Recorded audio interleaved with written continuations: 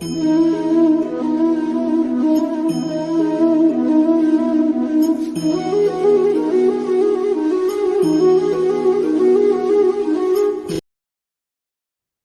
ഓം. അപ്പോ വിഭൂതി യോഗത്തിലെ രണ്ടാമത്തെ ദിവസത്തെ അധ്യായത്തിലേക്ക് എല്ലാവർക്കും സ്വാഗതം. SPYSS NYC Malayalam online yoga എല്ലാ യോഗ ബന്ധുക്കളും ചേർന്ന് നടത്തുന്ന ഭഗവത്ഗീത അധ്യായത്തിലെ 102ാമത്തെ ദിവസമാണ് ഇന്ന്. കഴിഞ്ഞ പ്രാവശ്യത്തെ പോലെ ഇന്നും വളരെ വിശേഷമായിട്ടുള്ള ഒരു അധ്യയനമാണ്. ഇന്നും കൊച്ചുകുട്ടികളാണ് ഇന്ന് ചാൻറ്റിങ് റിപ്പിറ്റേഷനായിട്ട് ഇവിടെ റെഡി ആയിട്ട് വന്നിരിക്കുന്നത്. എല്ലാവർക്കും സ്വാഗതം. ആദ്യമായിട്ട് ധ്യാന ശ്ലോകത്തിനായി ആഷിക അജിത് ഒക്കെ ക്ഷണിച്ചോളൂ. ഹരി ഓം. ഓം ശ്രീ ഗുരുഭ്യോ നമഃ. ഓം ശ്രീ ഗണേശായ നമഃ. ഓം ശ്രീ സരസ്വതൈ നമഃ. ഓം പാർത്ഥായ പ്രതിപോത്തിതാം ഭഗവതാ നാരായണേന സ്വയം വ്യാസേന ഗ്രഥിതാം പുരാണമുനിനാ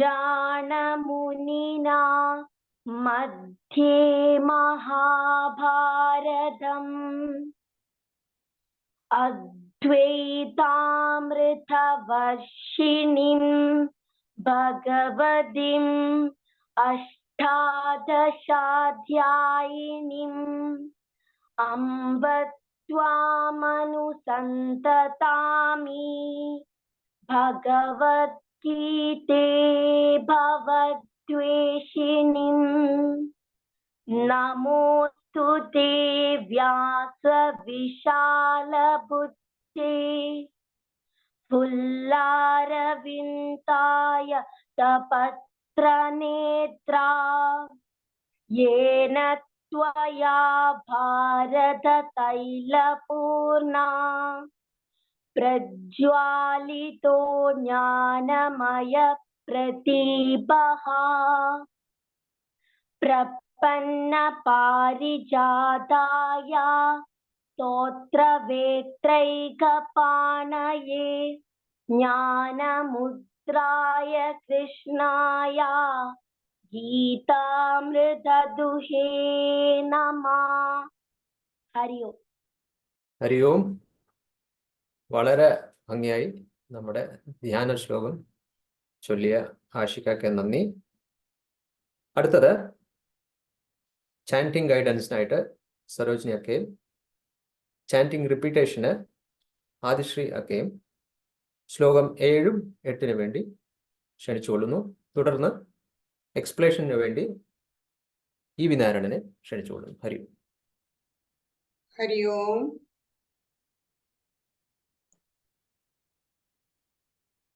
ശ്ലോകം 7. ഏതാം വിഭൂതിം യോഗം ച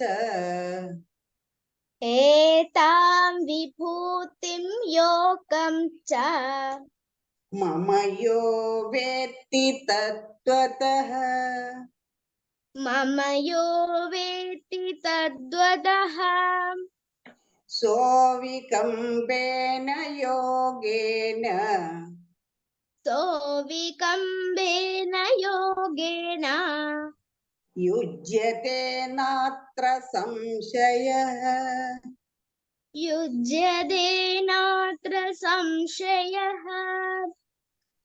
ഏതാം വിഭൂതിം യോഗം ച മമ യോ വേത്തി തത്വതഃ ഏതാം വിഭൂതിം യോഗം ച മമ യോ വേത്തി തദ്വതഃ സോവികമ്പേന യോഗേന യുജ്യത്തെ നാത്ര സംശയഃ सोऽविकम्पेन योगेन युज्यते नात्र संशयः एतां विभूतिं योगं च मम यो वेत्ति तत्त्वतः सोऽविकम्पेन योगेन युज्यते नात्र संशयः एतां विभूतिं योगं च मम यो वेत्ति तद्वतः सोऽविकम्पेन योगेन युज्यते नात्र संशयः श्लोकम् 8 अहं सर्वस्य प्रभवः अहं सर्वस्य प्रभवः मत्तः सर्वं प्रवर्तते मत्तः सर्वं प्रवर्तते इति मत्वा भजन्ते माम् इति मत्वा भजन्ते माम् बुधा भावसमन्विताः बुधा भावसमन्विताः अहं सर्वस्य प्रभवः मत्तः सर्वं प्रवर्तते अहं सर्वस्य प्रभवः मत्तः सर्वं प्रवर्तते इति मत्वा भजन्ते माम् बुधा भावसमन्विताः इति मत्वा भजन्ते मां बुधा भावसमन्विताः अहं सर्वस्य प्रभवः मत्तः सर्वं प्रवर्तते इति मत्वा भजन्ते माम् बुधा भावसमन्विताः अहं सर्वस्य प्रभवः मत्तः सर्वं प्रवर्तते इति मत्वा भजन्ते मां बुधा भावसमन्विताः हरि ओम् एक्सप्लेनेशन E.V. Nairan ഹരി ഓം. എല്ലാവർക്കും നമസ്കാരം. വിഭൂതി യോഗം 7-8 ഇതാണ് ഇപ്പോൾ നമ്മൾ ഇന്ന് വായിച്ച് പഠിക്കാൻ പോകുന്നത്. ഇപ്പോൾ എന്താ ഇതിന്റെ ചുരുക്കത്തിൽ പറഞ്ഞു കഴിഞ്ഞാൽ ഇപ്പൊ നിങ്ങൾക്ക് മനസ്സിലാക്കാൻ വേണ്ടിയിട്ട് ഞാൻ പറയാണ്. തുടക്കത്തില് ഗീതയുടെ കഥ നിങ്ങൾക്കൊക്കെ അറിയാം. അർജുനൻ യുദ്ധത്തിന് വന്നപ്പോൾ ഭയങ്കര പേടിയായിരുന്നു. വിഷാദ യോഗം എന്നാ പറയാ. അവിടെ എല്ലാം കൺഫ്യൂസ്ഡ് ആയിട്ട് ഒന്നും അറിയുന്നില്ല അർജുനൻ എന്താ ചെയ്യേണ്ടത്. അപ്പൊ ശ്രീകൃഷ്ണൻ പല യോഗങ്ങളെ പറ്റിയിട്ടും പറഞ്ഞു കൊടുക്കുകയാണ്. കുട്ടികൾക്ക് ഇപ്പൊ ടീച്ചർ പറഞ്ഞു കൊടുക്കുന്ന പോലെ ഭക്തി യോഗം ഇതാണ്, ധ്യാന യോഗം ഇതാണ്, കർമ്മയോഗം ഇതാണ്, ഇതൊക്കെ പറഞ്ഞിട്ട് അർജുനെ ധരിപ്പിക്കുകയാണ്. നീ ഇതൊക്കെ പഠിച്ച് മിടുക്കാനായിട്ട് വരണം, എന്നാൽ നിനക്ക് എന്നെ മനസ്സിലാക്കാൻ പറ്റുന്നതാണ് പറയുന്നത്. എന്നെ എന്ന് പറഞ്ഞാൽ ആരാ? ഭഗവാൻ കൃഷ്ണനെ. അപ്പൊ നീ എന്നെ മനസ്സിലാക്കി കഴിഞ്ഞാൽ മാത്രമേ നിനക്ക് മുമ്പിലോട്ട് പോകാൻ പറ്റുള്ളൂ എന്നാണ് പറയുന്നത്. ഇപ്പൊ നമ്മളെ ടീച്ചേഴ്സൊക്കെ പറയാറില്ലേ, നീ അതുപോലെ ചെയ്യണം, ഇതുപോലെ പഠിക്കണം, മാത്തമാറ്റിക്സ് നന്നായി പഠിക്കണം, നിനക്ക് നല്ല ഭാവി ഉണ്ടെന്നൊക്കെ പറയുന്നത് പോലെ ശ്രീകൃഷ്ണൻ ഇങ്ങനെ അർജുനന് പറഞ്ഞു കൊടുക്കുകയാണ്, നീ ഇതൊക്കെ പഠിച്ച് മിടുക്കനായി വരണം. അപ്പൊ അർജുനന് ഇതൊക്കെ കേട്ടപ്പോൾ, ആദ്യത്തെ 6 അധ്യായങ്ങൾ കേട്ടപ്പോൾ അർജുനന് കുറച്ച് ധൈര്യം വരും. ശ്രീകൃഷ്ണനോട് ചില കാര്യങ്ങളൊക്കെ ചോദിക്കും. അതിനു മുമ്പ് അറിയില്ല. ഇപ്പോൾ നിങ്ങൾക്ക് മാത്തമാറ്റിക്സിൽ ഒരു സംശയം ചോദിക്കണമെങ്കിൽ നിങ്ങൾക്ക് കുറച്ച് അതിന്റെ ബേസിക് ആയിട്ടുള്ള അടിസ്ഥാനപരമായിട്ടുള്ള അറിവ് വേണം. അപ്പൊ അർജുനന് ഇപ്പൊ അറിവ് കിട്ടി, കാരണം കൃഷ്ണനെല്ലാം പറഞ്ഞു കൊടുത്തു. പിന്നെ കൃഷ്ണൻ പറയാണ്, ഇനി നിങ്ങൾ എന്നെ മനസ്സിലാക്കണം, അല്ലെങ്കിൽ നീ അർജുനോട് പറയാണ്, അർജുന നീ എന്നെ മനസ്സിലാക്കണം. അത്രോളം അർജുനന് അറിയില്ല, ശ്രീകൃഷ്ണന്റെ മഹത്വം എന്താണെന്ന് അറിയില്ല. കാരണം ശ്രീകൃഷ്ണൻ അർജുനന്റെ കൂട്ടുകാരനായിരുന്നു. അപ്പൊ മഹത്വം ഒന്നും അറിയില്ല. അപ്പൊ പറയാണ്, നീ അർജുന, നീ എന്റെ മഹത്വം മനസ്സിലാക്കി കഴിഞ്ഞാൽ മാത്രമേ നിനക്ക് മുമ്പിലോട്ട് പോകാൻ പറ്റുള്ളൂ എന്ന് പറയും. അപ്പൊ എന്താണ് ഈ മഹത്വം? അത് നമ്മൾ നേരത്തെ ചാപ്റ്റേഴ്സിലൊക്കെ പഠിച്ചു. 8, 9 പറഞ്ഞു, 10-ലും 8, 9-ലും പഠിച്ചു. അതിൽ പറയാണ് ഞാൻ പിന്നെ സർവശക്തനാണ്, എന്റെ ജനനവും മരണവും ആരും അറിഞ്ഞിട്ടില്ല, അങ്ങനെ ഉണ്ടായിട്ടില്ല എന്ന് പറയും. പിന്നെ എനിക്കെല്ലാം അറിയാം, എനിക്കറിയാത്തതൊന്നുമില്ല എന്നൊക്കെ പറഞ്ഞിട്ട് കുറേ ശ്രീകൃഷ്ണൻ അങ്ങനെ പറയും. ഭഗവാൻ പറയും അർജുനോട്. അപ്പൊ അർജുൻ അങ്ങനെ ഭക്തി കൂടി വരികയാണ്. ഇനിയിപ്പോ ഈ 10-ാമത്തെ അധ്യായത്തിൽ എന്താ പറയുന്നതെന്ന് അറിയോ? വിഭൂതി എന്നാ പറയുന്നത്. വിഭൂതി എന്ന് പറഞ്ഞാൽ എന്താണ്? ഇപ്പോ ആരെങ്കിലും ഒരാൾ വരികയാണ്, ഇപ്പൊ നിങ്ങളുടെ പിന്നെ സ്കൂളിലേക്ക് അല്ലെങ്കിൽ കോളേജിലേക്ക് ഒരു പ്രിൻസിപ്പൽ പുതുതായിട്ട് വരികയാണ്, അല്ലെങ്കിൽ ഒരു പ്രൊഫസർ ആദ്യമായിട്ട് വരികയാണ്. അപ്പൊ പ്രൊഫസർ പറയാണ് ഞാനിവിടെ പ്രൊഫസറായി വന്നതാണ്, അല്ലെങ്കിൽ ഞാനിവിടെ പ്രിൻസിപ്പലായിട്ട് വന്നതാണെന്ന് പറയും. പിന്നെ കുറച്ച് കഴിഞ്ഞിട്ട് പറയും ഞാൻ ഇതിനേക്കാൾ എത്രയോ വലിയ കോളേജിലൊക്കെ പഠിപ്പിച്ചതാണ്, ഇതൊക്കെ ചെറിയ കോളേജാണെന്ന് പറയും. അപ്പൊ എന്തായി? ആ പ്രൊഫസറുടെ ഒരു മാറ്റ് കൂടി, അല്ലെങ്കിൽ ആ ഗ്രേഡ് കൂടി, ഞാൻ ഇതിനേക്കാൾ എത്രയോ വലിയ സ്ഥലത്ത് നിന്ന് വന്നതാണ്. പിന്നെ അദ്ദേഹം പറയാണ് ഞാൻ പഠിക്കുന്ന കാലത്ത് യൂണിവേഴ്സിറ്റിയിൽ ഞാൻ ഫസ്റ്റ് റാങ്കുകാരനായിരുന്നു. അപ്പോ വീണ്ടും ആ മനുഷ്യന്റെ അല്ലെങ്കിൽ ആ പ്രൊഫസറുടെ ഗ്രേഡ് കൂടി. പിന്നെ പറയാണ് ഞാൻ റാങ്ക് ഹോൾഡറാണ്, ഗോൾഡ് മെഡലിസ്റ്റ് ആണ്. ഇതൊക്കെ പറയുമ്പോൾ ആ ഗ്രേഡ് കൂടി കൂടി വരികയാണ്. അപ്പൊ ഇതിനെയാണ് പറയുന്നത് ഒരർത്ഥത്തിൽ വിഭൂതി എന്ന് പറയും. എന്ന് പറഞ്ഞാൽ ശ്രീകൃഷ്ണൻ തന്റെ വിഭൂതി, തന്റെ ഗ്രേഡ് ഇങ്ങനെ കൂട്ടി കൂട്ടി പറയാണ്. കൃഷ്ണ അർജുന, ഞാനൊരു സാധാരണക്കാരനല്ല, നേരത്തെ പറഞ്ഞതെല്ലാം കൂടാതെ എനിക്ക് അപാരമായ കഴിവുകളുണ്ട്, നെവർ എൻഡിങ് പവേഴ്സ് എന്ന് പറഞ്ഞാൽ എന്നും ഒരു കാലത്തും തീരാത്തത്ര ശക്തിയുണ്ട് എനിക്ക്. അങ്ങനെ ഈ ഗ്രേഡ് കൂട്ടി കൂട്ടി പറഞ്ഞിട്ടാണ് കൃഷ്ണൻ ഇപ്പോൾ നമ്മൾ എവിടെ എത്തിയിരിക്കുന്നത്? 7-ാമത്തെ ശ്ലോകത്തിൽ എത്തിയിരിക്കുകയാണ്. അപ്പൊ ഇതിനു മുമ്പ് ഈ അധ്യായത്തിലെ 1 മുതൽ 6 വരെ ശ്രീകൃഷ്ണൻ വളരെ ചുരുക്കത്തിൽ അർജുനോട് പറഞ്ഞു. പിന്നെ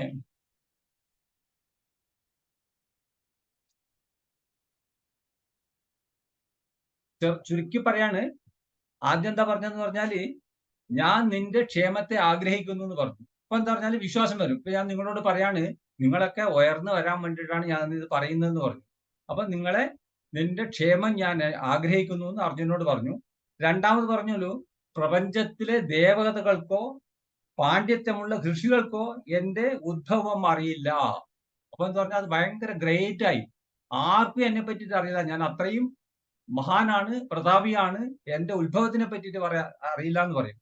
3-ാമത്തെ ശ്ലോകത്തിൽ പറയാണ് എന്നെ അറിയുന്നവൻ മായയിൽ നിന്ന് മോചിതനാണ്. മായ എന്ന് പറഞ്ഞാൽ ഒന്നും അറിയാത്ത ഒരു മായയിൽ പെട്ടിരിക്കാന്ന് പറയില്ലേ? അപ്പൊ അതിൽ നിന്നൊക്കെ ഞാൻ മോചിതനാണ് എന്ന് പറഞ്ഞാൽ ഞാൻ അത്രയും വലിയ ആളാണ്. 4-ാമത്തെ പറയും മനുഷ്യര് ബുദ്ധി, അറിവ്, ചിന്ത, സത്യം, ക്ഷമ, ഇന്ദ്രിയ നിയന്ത്രണം, വൈരാഗ്യം എല്ലാം ഞാൻ കൊടുത്തതാണെന്ന് പറയും. അപ്പൊ ഇതാണ് ആ വിഭൂതി എന്ന് പറഞ്ഞ ഇതാണ്. ഇതെല്ലാം ഞാൻ നിങ്ങൾക്ക് കൊടുത്തതാണ്, അല്ല നിങ്ങളുടേതായിട്ട് സ്വന്തമായിട്ടൊന്നുമില്ല, ഇതെല്ലാം എന്റേതാണ്. പിന്നെ പറയും പിന്നെ ഇതുണ്ടല്ലോ, എങ്ങനെയാണ് ഈ സൃഷ്ടി ഉണ്ടായിരിക്കുന്നത് എന്നുള്ള രഹസ്യം കൂടെ പറയും. നമുക്ക് പലർക്കും അറിയില്ല എങ്ങനെയാണ് സൃഷ്ടി ഉണ്ടായിരിക്കുന്നതെന്ന്. എവിടെ നിന്നാണ് ഈ ജീവിതം അല്ലെങ്കിൽ മനുഷ്യൻ പുറപ്പെട്ടത് എവിടെ നിന്നാണെന്നതിനെ പറ്റി നമുക്കൊന്നും വലിയ വിവരമില്ല. ഇപ്പോൾ ശ്രീകൃഷ്ണൻ ഇവിടുന്ന് വളരെ കൃത്യമായിട്ട് പറയാണ് എങ്ങനെയാണ് ഉണ്ടായിരിക്കുന്നത്. പറയാണ് ഞാനാണ് സർവശക്തൻ, തുടക്കം. പിന്നെ എന്നിൽ നിന്നാണ് ബ്രഹ്മാവ് ഉണ്ടായിരിക്കുന്നത്. ബ്രഹ്മാവ് സൃഷ്ടികർത്താവാണെന്ന് നമുക്കൊക്കെ അറിയാം. അപ്പൊ ബ്രഹ്മാവിൽ നിന്ന് പിന്നെ 4 കുമാരൻ എന്നാണ് പറയുന്നത്. 4 കുമാരന്മാരുടെ പേര് പറയുന്നുണ്ട് അതിൽ. ആ കുമാരന്മാരിൽ പിന്നെ 4 മുനിമാരെ പറ്റിയിട്ടും പറയും. പിന്നെ മുനിമാരിൽ നിന്ന് അത് കഴിഞ്ഞിട്ട് പിന്നെ പരമ്പരയായിട്ട് ഇങ്ങനെ മനുഷ്യരുണ്ടായി എന്നാണ് പറയുന്നത്. അതിൻ്റെ ഒക്കെ പേരൊക്കെ ഉണ്ട് അതിൽ. അതൊക്കെ നമ്മൾ വിശദീകരിച്ച് പഠിക്കുമ്പോൾ, ഡീറ്റെയിൽ ആയിട്ട് പഠിക്കുമ്പോൾ നമുക്ക് മനസ്സിലാവും. അപ്പൊ അതിൽ നിന്നാണ് മനുഷ്യരുണ്ടായിരിക്കുന്നതെന്ന് പറഞ്ഞു. എന്നിട്ട് ഓരോരാൾക്ക് ഇത്ര കാലകർണ്ണമുണ്ട്, ഒരു ദിവസത്തിൽ ഇത്ര കാലം ഇവരുടേതാണ്. ഇപ്പൊ നമ്മൾ പറഞ്ഞല്ലേ വൈവസ്വത മന്വന്തര എന്ന് പറയും. അതെന്ന് പറഞ്ഞാല് ഒരു ഋഷിയുടെ അല്ലെങ്കിൽ വൈവസ്വതന്റെ കാലഘട്ടത്തിനാണ് ഈ വൈവസ്വര മന്വന്തര എന്ന് പറയുന്നത്. അങ്ങനെ 14 ഋഷിമാരുടെ സമയം ചേരുമ്പോഴാണ് ഒരു ബ്രഹ്മാവിന്റെ ഒരു ദിവസമാകുന്നത്. അതെന്ന് പറഞ്ഞാൽ എത്ര കോടിക്കണക്കിന് കൊല്ലങ്ങളെയാണ് ഈ പറയുന്നത്. ബ്രഹ്മാവിന്റെ ഒരു ദിവസം എന്ന് പറഞ്ഞാൽ കോടിക്കണക്കിന് കൊല്ലങ്ങളാണ്. ഏകദേശം 4320 കോടികൾ എന്തോ പറയും. അത്രയും കൊല്ലങ്ങൾ കഴിയുമ്പോഴാണ് ഒരു ബ്രഹ്മാവിന്റെ ഒരു ദിവസം. അപ്പൊ അത് നമ്മൾ പകുതിയിൽ നിൽക്കുകയാണ് വൈവസ്വത മന്വന്തരത്തിൽ. അപ്പൊ ഈ സൃഷ്ടി മുഴുവൻ എന്റേതാണ്, ഞാനാണ് ഇത് ഉണ്ടാക്കിയതെന്നൊക്കെ പറഞ്ഞിട്ട് നമ്മളിപ്പോ 7-ാമത്തെ ശ്ലോകത്തിൽ എത്തുകയാണ്. ഇപ്പൊ എന്താന്ന് വെച്ച് കഴിഞ്ഞാൽ വീണ്ടും ശ്രീകൃഷ്ണൻ അല്ലെ കൃഷ്ണ ഭഗവാൻ ആ വിഭൂതി അദ്ദേഹത്തിന്റെ കഴിവുകളെ പറ്റി പറയാണ്. എന്താ പറയുന്നത്? ഏത്താം വിഭൂതി യോഗം ച. യോഗവും, യോഗം എന്ന് പറഞ്ഞാൽ എന്താ? ഡിവൈൻ പവറിനാണ് ഈ പറയുന്നത്, ദൈവിക ശക്തിനാണ് ഈ പറയുന്നത്. പിന്നെ വിഭൂതി എന്ന് പറഞ്ഞാൽ ഗ്ലോറീസ് എന്ന് പറയും, മഹത്വം. ചുരുക്കി ഒരു അർത്ഥത്തിൽ പറഞ്ഞാൽ മഹത്വം. ഈ നേരത്തെ പറഞ്ഞ എല്ലാ മഹത്വങ്ങളും ഡിവൈൻ പവേഴ്സും ദൈവിക ശക്തികളും എല്ലാം അറിഞ്ഞാല് ആർക്കും അറിയുന്നവർക്ക് സത്യത്തിൽ ഇതൊക്കെ അറിയുന്നവർക്ക് എന്താ? അവര് എന്നിൽ വിശ്വസിക്കുന്നു. ഇതെല്ലാം അറിഞ്ഞവർ എന്നിൽ അടിയുറച്ച് വിശ്വസിക്കുന്നു, എന്നോട് യുണൈറ്റഡ്, എന്നോട് ഐക്യം പ്രാപിച്ചു നിൽക്കുന്നു എന്നാണ് പറയുന്നത്. പിന്നെ അവരുടെ ഭക്തി കൊണ്ട് എന്ന് പറഞ്ഞാല് ഒരു മാറ്റവും ഇല്ലാത്ത അചഞ്ചലമായ ഭക്തി. ചഞ്ചലം എന്ന് പറഞ്ഞാൽ ഇങ്ങനെ വിറക്കുന്നതാണ്, അല്ലെങ്കിൽ മൂവ് ചെയ്യുന്നത്. അചഞ്ചലം എന്ന് പറഞ്ഞാൽ വിറക്കാത്തെന്ന് പറഞ്ഞാൽ സ്ഥിരമായിട്ടുള്ള അവരുടെ ആ ഭക്തി കൊണ്ട് അവരെന്നെ അറിയുന്നു. അതാണ് പറഞ്ഞിരിക്കുന്നത്. ഇതിനെ പറ്റിയിട്ട് ഒരു സംശയമില്ല. ലാസ്റ്റിൽ എന്താണ് പറയുന്നത്? നാത്ര സംശയ, ന അത്ര, അവിടെ അല്ലെ ഇവിടെ ഒരു സംശയവും ഇല്ല. നാ അത്ര സംശയ. ഇങ്ങനെയുള്ളവർ എന്നും എന്നിൽ യുണൈറ്റഡ്, അല്ലെങ്കിൽ എന്നോട് ഐക്യം പ്രാപിച്ചിട്ടിരിക്കും. ഇതാണ് ചുരുക്കി പറയുന്നത് 7ാമത്തെ ശ്ലോകത്തിൽ. ഇതൊക്കെ എന്താണ്? ഞാൻ നേരത്തെ പറഞ്ഞ വിഭൂതിയുടെ ഒരു ഭാഗമാണ്. ശ്രീകൃഷ്ണൻ തന്റെ കഴിവുകളെ പറ്റി പറയാണ്. അടുത്ത ശ്ലോകം എന്താണെന്ന് നോക്കാം. അതിൽ പറയാണ് അഹം സർവസ്യ പ്രഭവ. അഹം എന്ന് പറഞ്ഞു കഴിഞ്ഞാൽ ഞാൻ, സർവസ്യ എന്ന് പറഞ്ഞാൽ എല്ലാത്തിന്റെയും, ഓഫ് ഓൾ ക്രിയേഷൻസ്, എല്ലാ സൃഷ്ടിയുടെയും. പിന്നെ പ്രഭവ എന്ന് പറഞ്ഞാൽ ഒറിജിൻ ആണ്. ഞാൻ എല്ലാ സൃഷ്ടിയുടെയും ഒറിജിനാണ്. എന്ന് പറഞ്ഞാൽ എന്നിൽ നിന്നാണ് എല്ലാ സൃഷ്ടികളും തുടങ്ങുന്നത്. അപ്പോ ശ്രീകൃഷ്ണന് അല്ലെങ്കിൽ കൃഷ്ണ ഭഗവാൻ ഒരു പേരുണ്ട്. നമുക്കറിയാം, പിതാവ് എന്ന് പറഞ്ഞാൽ അറിയാം. പിതാമഹ എന്ന് പറഞ്ഞു കഴിഞ്ഞാൽ ഗ്രാൻഡ് ഫാദർ ആണ്. പിന്നെ പ്രപിതാമഹ എന്നും കൂടെ ഒരു വാക്കുണ്ട്. അപ്പൊ എന്ന് പറഞ്ഞാൽ ഗ്രാൻഡ് ഫാദറിന്റെയും മുകളിലോട്ട് പോയി കഴിഞ്ഞാൽ പ്രപിതാമഹ എന്നാണ് സംസ്കൃതത്തിൽ പറയുന്നത്. അപ്പോഴ് ഇത് എങ്ങനെയാണ് ഈ ഇത്രയും ഗ്രാൻഡ് ആയിട്ട് വരുന്നത്? കാരണം ശ്രീകൃഷ്ണനിൽ നിന്ന് ബ്രഹ്മാവും, ബ്രഹ്മാവിൽ നിന്ന് ഇങ്ങനെ കുമാരന്മാരിൽ നിന്ന് മനു, മുനി, ഇവരൊക്കെ ഉണ്ടായിട്ടാണ് അവസാനം മനുഷ്യരുണ്ടാകുന്നത്. അപ്പോ അച്ഛന്റെ അച്ഛൻ, വല്യച്ഛൻ, പിന്നെയും ബാക്കിലോട്ട് പോകുമ്പോൾ ശ്രീകൃഷ്ണനെ പ്രപിതാമഹ എന്നാണ് പറയുന്നത്. അപ്പോൾ ഇവിടെ പറയുന്നത് പറഞ്ഞാൽ എന്നിൽ നിന്നാണ് എല്ലാ സൃഷ്ടികളും ഉണ്ടായിരിക്കുന്നത്. കൃഷ്ണൻ പറയാണ്, ഒരു സംശയമില്ലാതെ അർജുനോട് പറയാണ്, അർജുന നീ സംശയിക്കണ്ട, ഈ പറഞ്ഞ എല്ലാവരും എന്റെ സൃഷ്ടികളാണ്. ബ്രഹ്മാവ് മുതൽ ഇവിടം വരെ, ഈ മനു വരെ. ഒരു മനു എന്ന് പറഞ്ഞു കഴിഞ്ഞാൽ ഞാൻ പറഞ്ഞില്ല 14 പേരുണ്ട് എന്ന് പറഞ്ഞില്ലേ, അതില് ഒരാളുടെ പേരാണ് ഇന്ന മനു. അപ്പോ അതുവരെ എന്റെ സൃഷ്ടിയാണ്. അപ്പോ ഇതെന്ത് പറഞ്ഞ അഹം സർവസ്യ പ്രഭവ മത്തഃ സർവ പ്രവർത്തതേ. എന്നിൽ നിന്ന് എല്ലാം പ്രവഹിക്കുന്നു എന്നാണ് പറയുന്നത്. എന്നിൽ തുടങ്ങി അവിടുന്ന് അങ്ങോട്ട് പ്രവഹിക്കുകയാണ്. തുടക്കം ഞാനാണ്. ഇപ്പൊ ഒരു പുഴ ഒഴുകുന്നത് എന്ന് പറഞ്ഞാൽ ഇപ്പൊ മലയിൽ നിന്ന് പൊട്ടി വരികയാണ് ഒരു പുഴ. അതുപോലെ അവിടെ നിന്നാണ് ഇത് ഈ മലയുടെ അകത്തുനിന്ന് പ്രവഹിക്കുന്ന, നദി പ്രവഹിക്കുന്ന പോലെ എന്നിൽ നിന്ന് ഈ സൃഷ്ടി ഉണ്ടാക്കിയത് ഞാനാണ്. അവിടെ നിന്നാണ് ഇത് മുഴുവൻ പ്രവഹിക്കുന്നത്. അത് കഴിഞ്ഞിട്ട് പറയാണെന്ന് പറഞ്ഞാൽ ഇതി മത്വ ഭജന്തേ മാം. ഇത് അറിയുന്നവർ, ഈ തത്വം അറിയുന്നവർ ഭജന്തേ മാം, എന്നെ ഭജിക്കുന്നു, പൂജിക്കുന്നു. ബുധ എന്ന് പറഞ്ഞു കഴിഞ്ഞാൽ വൈസ് എന്നാണ്, ബുദ്ധിമാന്മാർ. അവര് ആർക്കോ ഗ്രേറ്റ് ഇതുണ്ടല്ലോ, ശക്തമായ വിശ്വാസവും പിന്നെ എന്നോട് ഭക്തിയും ഉണ്ടായിരിക്കുന്നോ അവർക്ക് ഈ സത്യം അറിയാം. അപ്പൊ ഇങ്ങനെയാണ് ശ്രീകൃഷ്ണൻ പറഞ്ഞു പോകുന്നത്. ഇതെല്ലാം എൻ്റെ ഓരോരോ ഗുണങ്ങളാണ്, നീ മനസ്സിലാക്കണം. എന്നിലേക്ക് വിവരമുള്ളവരെല്ലാവരും എന്നിലേക്ക് എത്താൻ ശ്രമിക്കുന്നു, അല്ലെങ്കിൽ എന്നിൽ ലയിക്കാൻ ശ്രമിക്കുന്നു. പിന്നെ ഇതിനെ പറ്റിയിട്ട് നേരത്തെ പറഞ്ഞു, ഇതിനെപ്പറ്റി ഒരു സംശയമില്ല. പിന്നെ ഇങ്ങനെയുള്ളവർ വളരെ കൃത്യമായി എന്നെ ഭജിക്കുന്നു, വിശ്വാസത്തോടുകൂടിയും ശക്തിയോടുകൂടിയും എന്നെ ഭജിക്കുന്നു, അവർ ഇതൊക്കെ മനസ്സിലാക്കുന്നു എന്നാണ് പറയുന്നത് 7-ാമത്തെയും 8-ാമത്തെയും ശ്ലോകത്തിൽ. അപ്പോൾ ഇതാണ് ശ്രീകൃഷ്ണന്റെ അല്ലെങ്കിൽ കൃഷ്ണ ഭഗവാന്റെ വിഭൂതി. ഒരർത്ഥത്തിൽ പറഞ്ഞു കഴിഞ്ഞാൽ നേരത്തെ പറഞ്ഞ വാക്കിനെ ഒന്നും കൂടെ അരക്കിട്ട് ഉറപ്പിക്കുന്നതാണ്. ഞാൻ സർവശക്തനാണ്, ഞാൻ സർവവ്യാപിയാണ്, ഞാൻ സനാതനാണ്. ഇതാണ് ഈ ശ്ലോകങ്ങളുടെ അർത്ഥം. അപ്പോ ഇത്രയും പറഞ്ഞ് ഈ 7-ന്റെയും 8-ന്റെയും സാരാംശം പറയാൻ എനിക്ക് തന്ന അവസരം തന്ന സമിതിക്ക് ഞാൻ നന്ദി പറയുന്നു. ഹരിയോ. അറിയുമണ്ണ. അപ്പൊ നമ്മള് ഇനിയും ശ്ലോകം 9-ഉം 10-ഉം നോക്കാം. ഇത് റിപ്പീറ്റ് ചെയ്യാനായിട്ട് മഹേഷ് അണ്ണനെ ക്ഷണിക്കുന്നു. അതേപോലെ എക്സ്പ്ലനേഷന് വേണ്ടി രത്നവലിയാക്കുകയും തുടർന്ന് ക്ഷണിക്കുന്നു. ഹരിയോ. 9-ാമത്തെ ശ്ലോകം. മച്ചിത്തമദ്ഗത പ്രാണ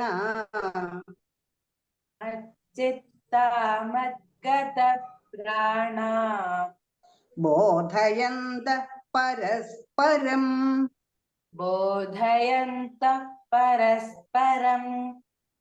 കഥയന്തശ്ച മാം നിത്യം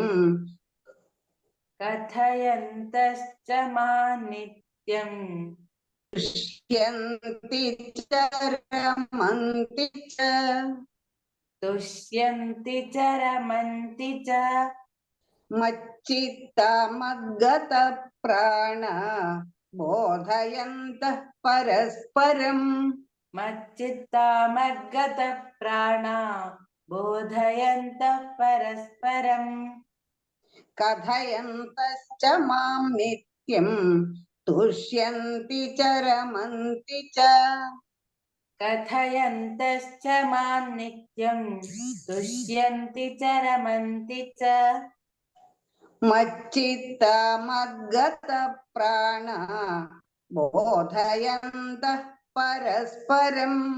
കഥയന്തശ്ച മാം നിത്യം തുഷ്യന്തി ചരമന്തി ച മച്ചിത്തമദ്ഗത പ്രാണ ബോധയന്ത പരസ്പരം കഥയന്തശ്ച മാം നിത്യം തുഷ്യന്തി ചരമന്തി ച തേഷാം സതതയുക്താനാം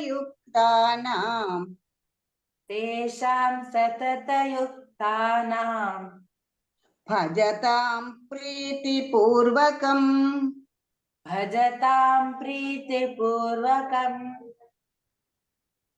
ദദാമി ബുദ്ധിയോഗം തം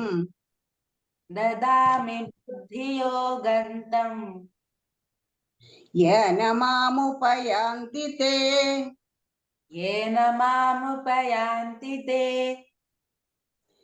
തേഷാം സതതയുക്താനാം ഭജതാം പ്രീതിപൂർവകം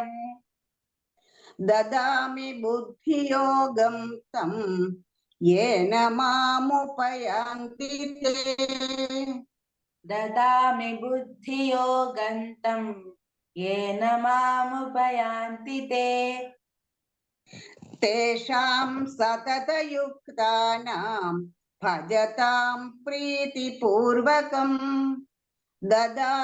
ബുദ്ധിയോഗം തം യേന മാമുപയാന്തി തേ തേഷാം സതതയുക്താനാം ഭജതാം പ്രീതിപൂർവകം ദദാമി ബുദ്ധിയോഗം തം യേന മാമുപയാന്തി തേ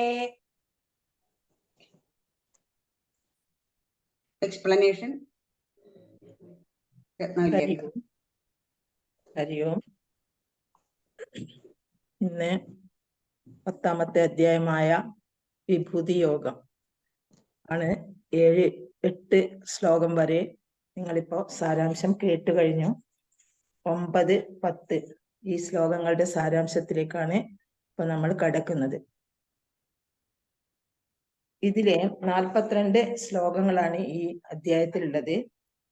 ഈ 8 മുതൽ 11 വരെ യഥാർത്ഥത്തിൽ ഭക്തിയോഗം, അതിന്റെ ഫലം, അതിന്റെ മഹത്വം, ഇതൊക്കെ തന്നെയാണ് ഭഗവാൻ ഇവിടെ സൂചിപ്പിക്കുന്നത്.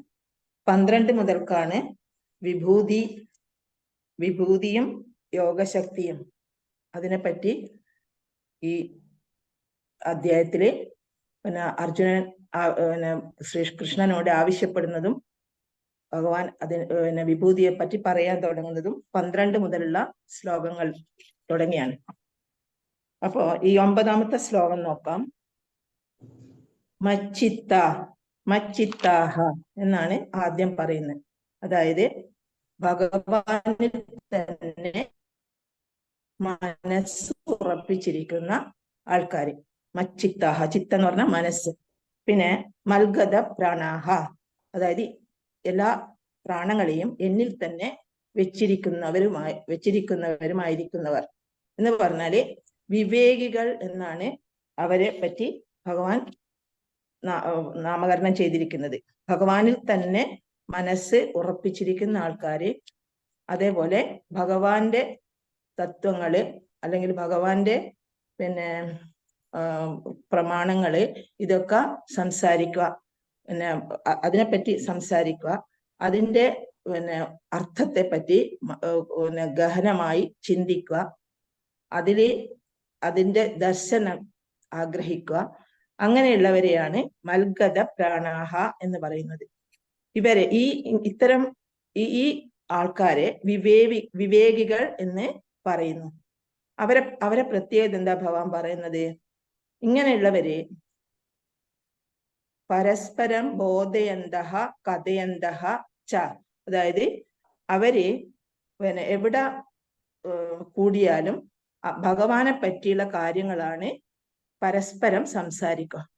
ഭഗവാന്റെ മഹിമകള്, ഭഗവാന്റെ ഭഗവാനോടുള്ള ഭക്തിയെ പറ്റി, ഇതൊക്കെയാണ് ഈ വിവേകികൾ പരസ്പരം സംസാരിക്കുക. അതുകൊണ്ട് എപ്പോഴും ഭഗവാനെ പറ്റി മാത്രം ചിന്തിക്കുന്ന ആൾക്കാരായിരിക്കും ഈ വിവേകികൾ. അതുകൊണ്ട് അവര് നിത്യം കഥയന്തഹ ച തുഷ്യന്തി ച എന്നാണ് പറയുന്നത്. ഇങ്ങനെയുള്ള ആൾക്കാര് ഭഗവാന്റെ കീർത്തനം ചെയ്യുന്നവരായിരിക്കും, നിരന്തരം ഭഗവാന്റെ കീർത്തനം ചെയ്യുന്നവരായിരിക്കും. അതുകൊണ്ട് ഈ വിവേകികൾ നിത്യം തുഷ്യന്തിച്ച രമന്തിച്ച, അവരെപ്പോഴും സന്തോഷമുള്ളവരായിരിക്കും, അതേപോലെ തന്നെ സുഖത്തെ പ്രാപിക്കുന്നവരായിരിക്കും. എന്ന് പറഞ്ഞാല് ഭഗവാനിൽ മനസ്സ് ഉറപ്പിച്ചു നിൽക്കുന്ന ആൾക്കാര്, അതേപോലെ ഭഗവാനെ മച്ചിത്താഹ എന്ന് പറഞ്ഞാൽ ഉദ്ദേശിക്കുന്ന എന്താന്ന് പറഞ്ഞാൽ അവര് സർവവും ബ്രഹ്മം ആണ് എന്ന്, ഈ ലോകത്ത് കാണുന്ന എല്ലാ വസ്തുക്കളും ബ്രഹ്മം തന്നെയാണെന്ന് വിശ്വസിക്കുന്നവരാണ്. ഈ പ്രകൃതിയിൽ കാണുന്ന എല്ലാ കാര്യങ്ങളും ബ്രഹ്മം തന്നെയെന്ന് അവർ മനസ്സിലാക്കുന്നു. അങ്ങനെയുള്ളവര് ഭഗവാനെ എവിടെ കൂടിയാലും ഭഗവാന്റെ കാര്യങ്ങളാണ് അന്യോന്യം സംസാരിക്കുക. അതുപോലെ തന്നെ ഭഗവാനെ പറ്റി ഉള്ള കൂടുതൽ അറിയാൻ ശ്രമിക്കുക. ഒരാള് മറ്റൊരാളോട് അവർക്ക് അറിയുന്ന കാര്യങ്ങൾ പറയും, തിരിച്ചു അതുപോലെ തന്നെ അയാള് മറ്റേ ആളോടും ഭഗവാനെ പറ്റിയുള്ള കാര്യങ്ങൾ സംസാരിക്കും. മറ്റൊരു വിഷയത്തിലും ഈ ലൗകിക കാര്യങ്ങളിലൊന്നും തന്നെ അവർക്ക് യാതൊരു താല്പര്യമില്ല. അതുകൊണ്ടാണ് അവരെപ്പോഴും സുഖം അനുഭവിക്കുന്നവരായി മാറുന്നത്. കാരണം നമുക്ക് ദുഃഖം ഉണ്ടാകുന്നത് എന്തുകൊണ്ടാ? നമ്മൾ ഈ ലൗകിക ജീവിതത്തിലാണ് കൂടുതൽ ശ്രദ്ധ പതിപ്പിക്കുക. കുട്ടികളായ നിങ്ങളോടാണ് പറയുന്നത്, നമ്മൾ സാധാരണ ഈ ലൗകിക ജീവിതത്തിനാണ് പ്രാധാന്യം കൊടുക്കുന്നത്. അപ്പൊ ലൗകിക ജീവിതത്തിന് പ്രാധാന്യം കൊടുക്കുന്നത് കൊണ്ട് തന്നെ നമുക്ക് ചിലപ്പോഴേ സന്തോഷം ഉണ്ടാവും. സന്തോഷം എപ്പോഴുണ്ടാവുക? നമുക്ക് സന്തോഷമുള്ള കാര്യം നമ്മളെ ജീവിതത്തിൽ വരുമ്പം. അതേപോലെ തന്നെ ചിലപ്പോൾ നമ്മൾ വ്യസനിക്കുന്ന എപ്പോഴാണ്? നമുക്ക് ഇഷ്ടമില്ലാത്ത കാര്യങ്ങൾ നമ്മുടെ ജീവിതത്തിലേക്ക് കടന്നു വരുമ്പോൾ. അപ്പൊ ഈ ലൗകിക ജീവിതത്തിനോട് താല്പര്യമുള്ളത് കൊണ്ടാണ് നമുക്ക് എപ്പോഴും സന്തോഷിക്കാൻ കഴിയാത്തത്. ചില സമയം നമ്മൾ ദുഃഖിക്കുന്നു, ചില സമയം സന്തോഷിക്കുന്നു. പക്ഷെ ഈ ലൗകിക ജീവിതത്തിന് എന്താ കാരണം? നമ്മളുടെ കർമ്മ ഫലമാണ്. നമ്മൾ ചെയ്യുന്ന കർമ്മത്തിന്റെ ഫലത്തിനനുസരിച്ചാണ് നമുക്ക് ജീവിതത്തിൽ സുഖവും ദുഃഖവും വരുന്നത്, അഥവാ സന്തോഷവും പിന്നെ വ്യസനവും വരുന്നത്. അപ്പൊ പിന്നെ നമ്മുടെ പിന്നെ ലൗകിക ജീവിതത്തിന് പ്രാധാന്യം കൊടുക്കുന്നില്ല എന്നുണ്ടെങ്കിൽ ഈ ലൗകിക ജീവിതമായിട്ട് അവർക്ക് പിന്നെ ഈ വിവേകികൾക്ക് യാതൊരു പിന്നെ ബന്ധം ഉണ്ടാവില്ല. അവരതിനെപ്പറ്റി ശ്രദ്ധിക്കുന്നേ ഇല്ല. അവരെപ്പോഴും ഭഗവാന്റെ കാര്യത്തിൽ മാത്രമേ അവരെ ശ്രദ്ധ ഉണ്ടാകുന്നുള്ളൂ. അതുകൊണ്ടാണ് അവർക്ക് എപ്പോഴും സന്തോഷിക്കാനും അതേപോലെ സുഖത്തെ പ്രാപിക്കാനും സാധിക്കുന്നത്. ഈ ലൗകിക ജീവിതമായിട്ട് ബന്ധപ്പെടുന്നത് കൊണ്ടാണ് നമുക്ക് ജീവിതത്തിൽ എപ്പോഴും സന്തോഷിക്കാൻ കഴിയാത്തത്. അപ്പൊ നമ്മളെ പിന്നെ ഈ ജീവിതത്തിൽ പിന്നെ നമ്മൾ ചെയ്യേണ്ട എന്താണ്? നമ്മളെ ജീവിതത്തിൽ നമ്മളെപ്പോഴും പിന്നെ ഇങ്ങനെയുള്ള പിന്നെ സത്സംഗം, അതായത് ഇപ്പൊ നിങ്ങൾ ചെയ്യുന്നതന്നെ ഒന്ന് ഈ ഭഗവത്ഗീത പിന്നെ വായിക്കാൻ താല്പര്യം കാണിക്കുന്നു, പിന്നെ അതേപോലെ ഇതുപോലെ തന്നെ മറ്റ് നാരായണീയം, ഭാഗവതം, ഇങ്ങനെ നമ്മളുടെ പിന്നെ നമ്മളുടെ ഈ പിന്നെ നമ്മുടെ ഈ ഹിന്ദു സംസ്കാരമായിട്ട് ബന്ധപ്പെട്ട മഹത് ഗ്രന്ഥങ്ങള് പരിചയപ്പെടുക, അതിലുള്ള തത്വങ്ങളൊക്കെ മനസ്സിലാക്കുക. അപ്പൊ അതിനോട് കുറച്ചൊക്കെ താതാത്മ്യം പ്രാപിക്കുമ്പോൾ നമുക്ക് പിന്നെ നമ്മുടെ ജീവിതത്തിൽ വരുന്ന പിന്നെ ചെറിയ ചെറിയ ദുഃഖങ്ങളോ ഒന്നും നമുക്ക് ഒരു പ്രയാസമായി വരില്ല. അതൊക്കെ പിടിച്ചു നിൽക്കാനുള്ള കഴിവ് നമ്മളെ മനസ്സിന് ലഭിക്കും. നമ്മളുടെ മനസ്സ് ഓരോ തലത്തിലായി ഉയർന്നു വരും. അപ്പൊ അങ്ങനെ ഈ വിവേകികൾക്കുള്ള പിന്നെ എപ്പോഴും സന്തോഷിക്കാൻ കഴിയുന്നതിന്റെ കാര്യം അവര് എപ്പോഴും ഭഗവാനെ മാത്രം ചിന്തിച്ച് ഭഗവാന്റെ കാര്യങ്ങൾ മാത്രം പിന്നെ ആലോചിച്ച് ഭഗവാന്റെ കാര്യങ്ങളെ പറ്റി മാത്രം പരസ്പരം സംസാരിക്കുക, അങ്ങനെ പിന്നെ ചെയ്യുന്നവരാണ്. ഇപ്പം ഭഗവാന്റെ കീർത്തനങ്ങൾ ചൊല്ലുക. അപ്പൊ അതുകൊണ്ട് അവർക്ക് ജീവിതത്തിൽ എപ്പോഴും സന്തോഷിക്കാനും സുഖത്തെ പ്രാപിക്കാനും സാധിക്കുന്നു. ഇതാണ് എട്ടാമത്തെ ശ്ലോകത്തില് 9ാമത്തെ ശ്ലോകത്തില് ഭഗവാൻ നമ്മളോട് പറയുന്നത്. ഇനി 10ാമത്തെ ശ്ലോകം തേഷാം സതതയുക്താനാം ഭജതാം പ്രീതിപൂർവകം ദദാമി ബുദ്ധിയോഗം ഏന മാമുപയാന്തിതേ എന്നാണ്. അതായത് യാതൊന്നുകൊണ്ട് തേ മാം ഉപയാന്തി, തേ എന്ന് പറഞ്ഞാൽ അവർ, മാം എന്നെ, ഉപയാന്തി പ്രാപിക്കുന്നുവോ. യാതൊന്നുകൊണ്ടാണോ അവർ എന്ന് പറഞ്ഞാൽ ഈ 9ാമത്തെ ശ്ലോകത്തിൽ പറഞ്ഞ വിവേകികളെ പറ്റി തന്നെയാണ് ഭഗവാൻ പറയുന്നത്. അവർന്ന് ഈ യാതൊന്നുകൊണ്ടാണോ ഈ വിവേകികൾ എന്നെ പ്രാപിക്കുന്നത്, എന്ന് പറഞ്ഞാൽ ഭഗവാനെ പ്രാപിക്കുന്നത്. അവർക്ക് എന്തുകൊണ്ടാണ് ഭഗവാനിൽ ഇത്രയും പിന്നെ ഭക്തി ഉണ്ടാകാനും അതിനോടുള്ള താല്പര്യം ഉണ്ടാകുന്നത് കാരണമാണ് ഈ ശ്ലോകത്തിൽ ഭഗവാൻ പറയുന്നത്. എന്താ കാരണം എന്ന് പറഞ്ഞാല് തം ബുദ്ധിയോഗം, അപ്രകാരമുള്ള ബുദ്ധിയോഗത്തെ എന്നിൽ ആസക്ത ചിത്തന്മാരും എന്നിൽ വളരെ താല്പര്യത്തോടുകൂടി ഇരിക്കുന്നവര്, ഭഗവാനിൽ വളരെയധികം താല്പര്യത്തോടുകൂടി ഇരിക്കുന്നവരും എന്റെ പ്രീതിയോടുകൂടി ഭജിക്കുന്നവരുമായ അവർക്ക് ഞാൻ ഭഗവാൻ കൊടുക്കുന്നതാണ് ഇതിനുള്ള കഴിവ് എന്നാണ് ഈ ശ്ലോകത്ത് പറയുന്നത്. ഈ വിവേകികൾ ഭഗവാനെ തന്നെ ഇങ്ങനെ ചിന്തിച്ചുകൊണ്ട് ജീവിക്കുക, ഭഗവാന്റെ കാര്യങ്ങൾ മാത്രം പറഞ്ഞുകൊണ്ട് കാലം കഴിക്കുകയും ചെയ്യാം. മറ്റൊന്നിലും തൽപരരല്ലാതെ ചെയ്യാൻ സാധിക്കുന്നത് അവർക്ക് അതിനുള്ള ബുദ്ധി ഞാൻ തന്നെയാണ് കൊടുക്കുന്നത് എന്നാണ് ഭഗവാൻ ഈ ശ്ലോകത്ത് പറയുന്നത്.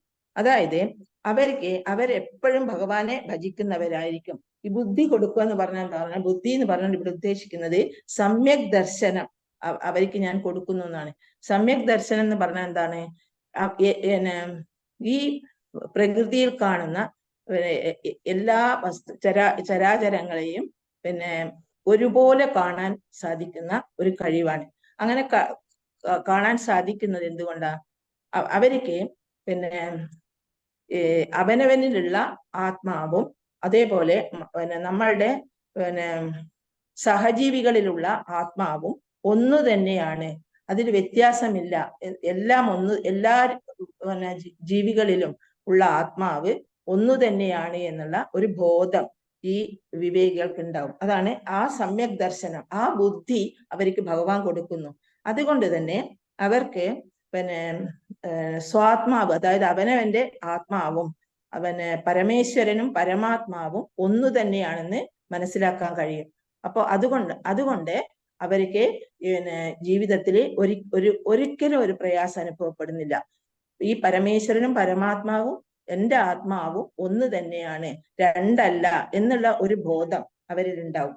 അതുകൊണ്ട് തന്നെ അവർക്ക് സ്വാത്മാവിന് അവനവന്റെ ആത്മാവിന് ഈ പരമാത്മാവുമായിട്ട് ഒരു വ്യത്യാസവും ഇല്ല എന്നുള്ള ഒരു ചിന്ത അവർക്ക് ഉണ്ടാകുന്നത് കൊണ്ട് അവരെപ്പോഴും സന്തോഷവാന്മാരായിരിക്കും.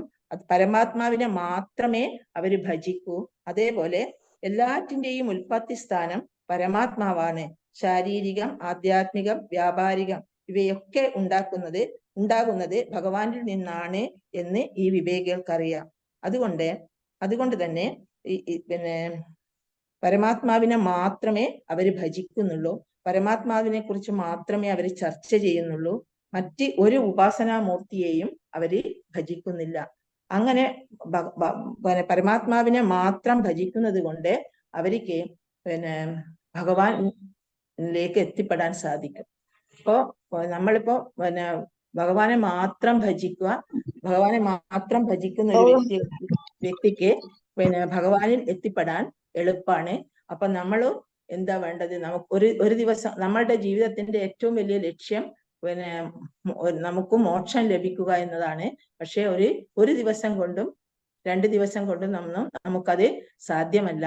അപ്പോ നമ്മൾ ഇങ്ങനത്തെ ഈ ഭഗവത്ഗീത പാരായണം ഇങ്ങനെയുള്ള കാര്യങ്ങളിലൊക്കെ ഏർപ്പെട്ട് നമ്മളുടെ മനസ്സിന്റെ തലം ഓരോ ക്രമേണ ഉയർത്തി കൊണ്ടുവന്ന് നമുക്കും ജീവിതത്തിൽ മോക്ഷം ലഭിക്കാൻ സാധ്യമാക്കുവാനുള്ള പരിശ്രമം ചെയ്യാം. അതാണ് ഈ ശ്ലോകത്തില് ഭഗവാൻ നമ്മളോട് പറയുന്നത്. ഹരി ഓം. ഒരവസരം തന്നതില് നന്ദി. അടുത്തത് 11, 12 ശ്ലോകം റിപ്പീറ്റ് ചെയ്യാൻ മഹിമാക്കെ ക്ഷണിക്കുന്നു. അത് തുടർന്ന് വിവരണത്തിനായി ലതാ മോഹനക്കെ ക്ഷണിക്കുന്നു. ഹരി ഓം.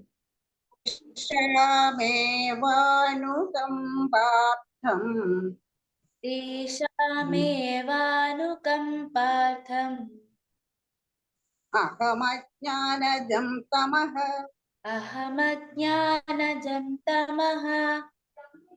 നാശയാമ്യാത്മഭാവസ്ഥഃ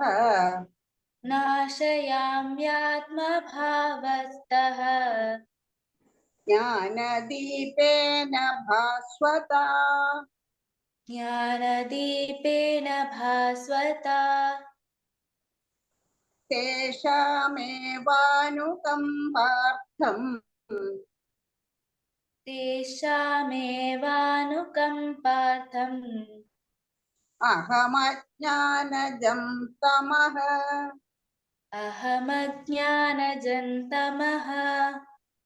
നാശയാമ്യാത്മഭാവസ്ഥ ജ്ഞാനദീപേന ഭാസ്വതാ നാശയാമ്യാത്മഭാവസ്ഥഃ ജ്ഞാനദീപേന ഭാസ്വതാ തേഷാമേവാനുകമ്പാർത്ഥം അഹമജ്ഞാനജം തമഃ നാശയാജ്ഞാനഭാവസ്ഥഃ ജ്ഞാനദീപേന ഭാസ്വതാ തേഷാമേവാനുകമ്പാർത്ഥം അഹമജ്ഞാനജം തമഃ നാശയാമ്യാത്മഭാവസ്ഥഃ ജ്ഞാനദീപേന ഭാസ്വതാ.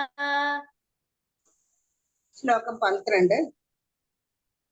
അർജുന ഉവാച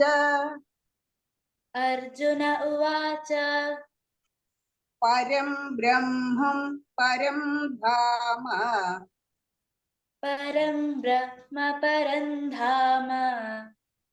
പവിത്രം പരമം ഭവാൻ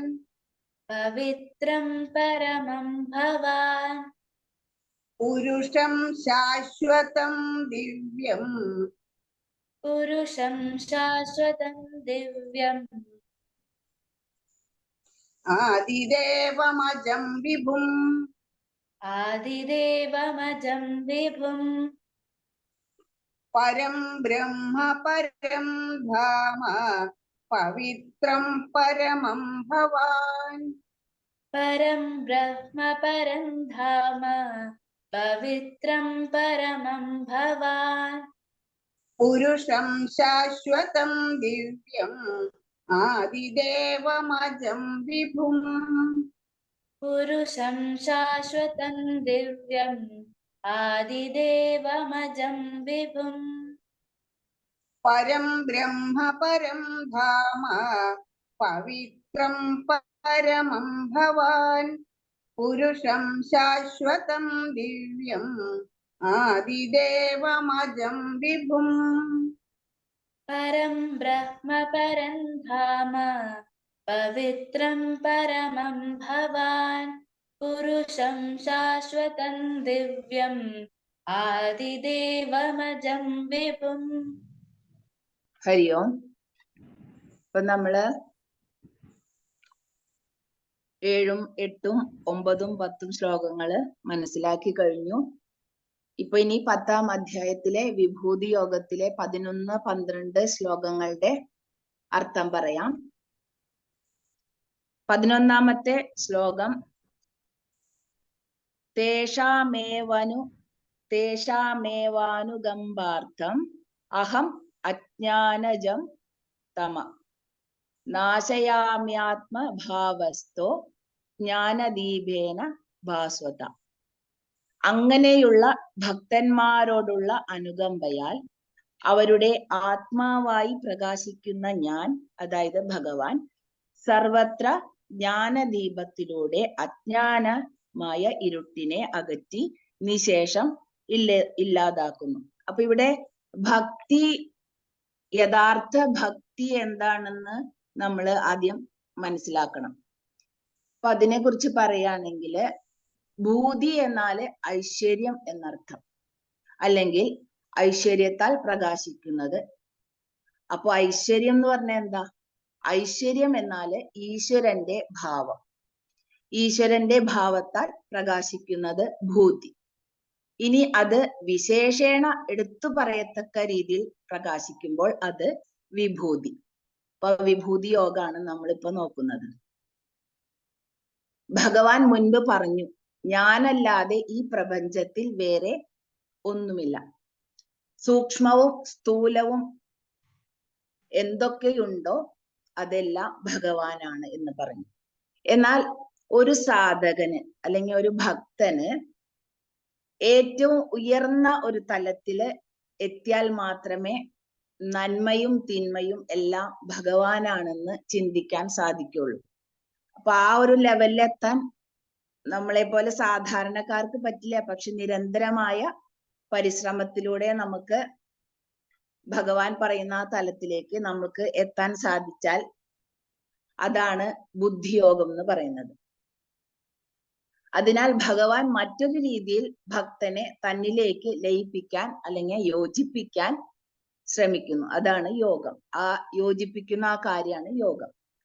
ലളിതമായി പറയാം, ഇപ്പൊ നമ്മുടെ കൺമുന്നിലെ കാണുന്ന ഓരോ ജീവനും ഓരോ വസ്തുവും ഭഗവാനാണ്, ഭഗവാന്റെ സൃഷ്ടിയാണ് എന്ന് നമ്മൾ മനസ്സിലാക്കുകയാണെങ്കിൽ നമുക്ക് ആരോടും ഒന്നിനോടും ദേഷ്യമോ വെറുപ്പോ ഉണ്ടാകില്ല. കാരണം ഒരു യഥാർത്ഥ ഭക്തന് ഭഗവാനോട് പിണങ്ങാനും ദേഷ്യപ്പെടാനും തോന്നില്ല, അല്ലെ? നമ്മൾക്ക് അങ്ങനെ ചിന്തിക്കാനും പ്രവർത്തിക്കാനും തോന്നുന്ന ആ യോഗമാണ് വിഭൂതി യോഗം എന്ന് പറയുന്നത്. ഭഗവാനും ഭക്തനും ഒന്നാവുന്ന യോഗം. അങ്ങനെ ലയിക്കുന്ന ഒരു ഭക്തന് എന്താണ് സംഭവിക്കുന്നത് എന്നാണ് 11-ാമത്തെ ശ്ലോകത്തിൽ പറയുന്നത്. നമുക്ക് ജീവിതത്തിലെ എന്തൊക്കെ സംഭവിച്ചാലും എല്ലാം ഭഗവാന്റെ അറിവോടെയാണ്, ഭഗവാനാണ് നൽകുന്നത്. അങ്ങനെ ചിന്തിക്കാൻ സാധിച്ചാൽ അങ്ങനെയുള്ള ഭക്തരെ ഭഗവാനെ അധിക നാള് വിഷമിപ്പിക്കാൻ സാധ്യമല്ല എന്നാ പറയുന്നത്. അപ്പൊ ബുദ്ധിയോഗം ലഭിച്ച ഭക്തർക്ക്, അപ്പൊ ഭക്തർ എങ്ങനെ ഉണ്ടാവണം എന്ന് ആദ്യമേ പറഞ്ഞു. ഭഗവാനും ഭക്തനും വേറെയല്ല, രണ്ടാളും ഒന്ന് തന്നെയാണ്. ഭഗവാൻ തന്നെയാണ് ഭക്തൻ. അപ്പൊ അങ്ങനെ വരുമ്പോ അവർക്ക് അത്രയും ആ ലെവലിൽ അവർ ചിന്തിച്ചു കഴിയുമ്പോ അവർക്ക് ബുദ്ധിയോഗം സംഭവിക്കുന്ന പറയണേ, എന്നുവെച്ചാൽ യഥാർത്ഥ അറിവ് ഉണ്ടാവും. അപ്പോ അങ്ങനെ ഭക്തർ എന്ന് പറഞ്ഞാൽ ഭഗവാനില് സതതം മനസ്സർപ്പിച്ച് ഇന്ദ്രിയങ്ങളെയും പ്രാണനെയും ഒക്കെ ഭഗവാനിൽ സമർപ്പിച്ച് അങ്ങനെയുള്ള ആളാവും ഭക്തൻ. അങ്ങനെയുള്ള ഭക്തരെ ഭഗവാൻ ഒരിക്കലും ഈ മായാ സമുദ്രത്തിൽ ഇട്ട് കഷ്ടപ്പെടുത്താൻ ആഗ്രഹിക്കുന്നില്ല. ഇപ്പൊ ഭക്തര് എങ്ങനെയാണെന്ന് പറഞ്ഞപ്പോ ചില കാര്യസാധ്യത്തിനായി ഭക്തി അഭിനയിക്കും. അവരുടെ കാര്യം സാധിച്ചു കഴിഞ്ഞാല് പിന്നെ അവർക്ക് ഭഗവാൻ വേണ്ട. അതിന് നമ്മൾ ആദ്യമൊക്കെ പണ്ടൊക്കെ വയസ്സായവർ പറയണ ഞാൻ കേട്ടിട്ടുണ്ട്, പാലം കടക്കുവോളം നാരായണ, പാലം കടന്നാൽ പൂരായണ. അതായത് നമുക്ക് എന്തെങ്കിലും ഒരു ബുദ്ധിമുട്ട് വരുമ്പോ അപ്പൊ നമ്മൾ ഭഗവാനെ ഇങ്ങനെ കരഞ്ഞു വിളിക്കും. അത് കഴിഞ്ഞ് ആ കാര്യം സാധിച്ചു കഴിഞ്ഞാലോ, ആ ദുഃഖം മാറി കഴിഞ്ഞാലോ ഭഗവാനെ മറക്കും. അപ്പൊ അത് കപട ഭക്തിയാണെന്നാ പറയുന്നത്. അപ്പൊ യഥാർത്ഥ ഭക്തി നമ്മൾ അത്രയും ഒരു ലെവലിൽ നമ്മൾ ചിന്തിക്കാൻ സാധിക്കുമ്പോ തന്നെ നമ്മള് യഥാർത്ഥ ഭക്തരെ, ഭഗവാനും ഭക്തരും ഒന്നാണെന്നുള്ള ഒരു ചിന്ത വരുമ്പോ തന്നെ നമ്മുടെ സകല ദുഃഖങ്ങളും മാറും.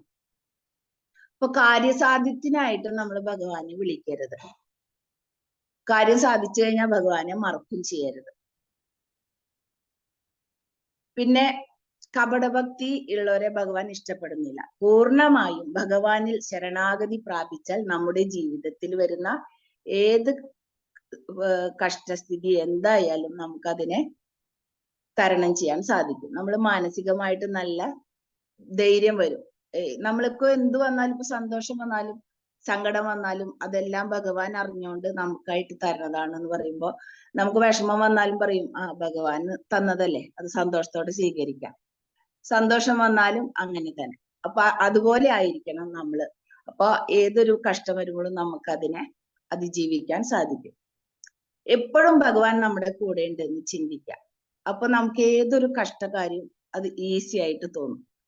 അങ്ങനെ നമുക്ക് ചിന്തിക്കാൻ കഴിയണം. അപ്പൊ കുട്ടികൾ, നിങ്ങൾ എല്ലാവരും സന്ധ്യാസമയാവുമ്പോ ഒരു 5-10 മിനിറ്റ് എങ്കിലും ഇങ്ങനെ നാമം ചൊല്ലുക, ഭഗവാനോട് സംസാരിക്കുക. അങ്ങനെയാവുമ്പോ നമുക്ക് ഒരു വിഷമം വരുമല്ലോ. സാധാരണ നമ്മൾ ചെറിയ മനസ്സല്ലേ, വിഷമം വന്നാല് അപ്പൊ തന്നെ ഭഗവാൻ ഉണ്ടല്ലോ, അത് വേഗം പരിഹരിച്ചു തരുമെന്ന് നമ്മൾക്ക് ചിന്തിക്കാൻ സാധിച്ചാൽ തന്നെ നമ്മൾ മാനസികമായിട്ട് നല്ല ധൈര്യമുള്ളവരാവും. അപ്പോ ഇതൊക്കെ ഭഗവാൻ ഇതൊക്കെ അർജുനനോട് പറയുമ്പോ അർജുനന് കാര്യങ്ങളൊക്കെ മനസ്സിലാവും. അപ്പൊ അത് 12-ാമത്തേല് അതാണ് പറയുന്നത്. അപ്പൊ ഇതൊക്കെ ഭഗവാൻ പറഞ്ഞു കഴിഞ്ഞു. യഥാർത്ഥ ഭക്തൻ എങ്ങനെ ആയിരിക്കണം, ഏത് ലെവലിൽ ചിന്തിക്കണം, അങ്ങനെയൊക്കെ ഭഗവാൻ പറഞ്ഞു കഴിഞ്ഞപ്പോ അർജുനന് ഇതൊക്കെ മനസ്സിലായി. അപ്പൊ അർജുനൻ പറയാണ്, പരം ബ്രഹ്മ പരം ധാമ പവിത്രം പരമം ഭവാൻ പുരുഷം ശാശ്വതം ദിവ്യം ആദിദേവമജം വിഭും. അങ്ങനെ പറഞ്ഞു. അപ്പൊ പരബ്രഹ്മവും പരമമായ ആശ്രയസ്ഥാനവും പരിശുദ്ധ വസ്തുവും ദിവ്യവും നിത്യനുമായ പുരുഷനും ദേവന്മാരുടെ ദേവനും ജന്മമില്ലാത്തവനും സർവവ്യാപിയുമാണ് അങ്ങെന്ന് എല്ലാ ഋഷിമാരും ദേവർഷി നാരദനും അസിതനും ദേവലനും വ്യാസനും പറഞ്ഞിരിക്കുന്നു. അത് തന്നെയാണ് അങ്ങ് എന്നോട് ഇപ്പൊ പറയുന്നത്. അപ്പൊ ആദ്യം അർജുനൻ കുറച്ച് മനസ്സിലാക്കി വെച്ചിട്ടുണ്ടായിരുന്നു ഭഗവാനെ കുറിച്ച്.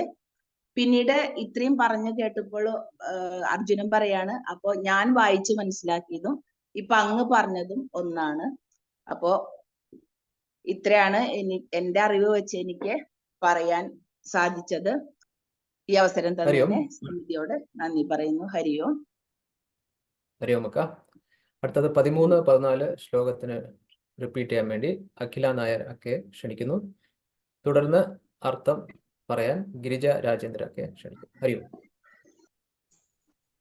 13-ാമത്തെ ശ്ലോകം.